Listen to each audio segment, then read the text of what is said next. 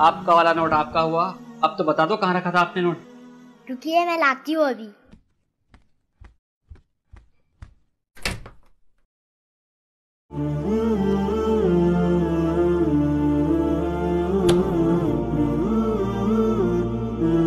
ये लो, ये रहा मेरा नोट।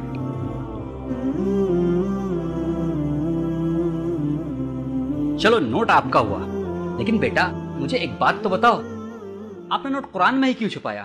क्योंकि कुरान तो कोई खोलता ही नहीं है, इसलिए मेरा नोट कोई ढूंढ ही नहीं सकेगा।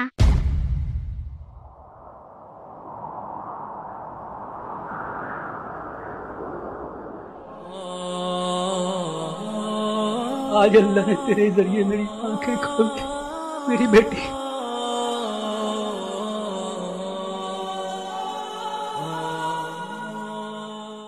أفلا يتدبرون القرآن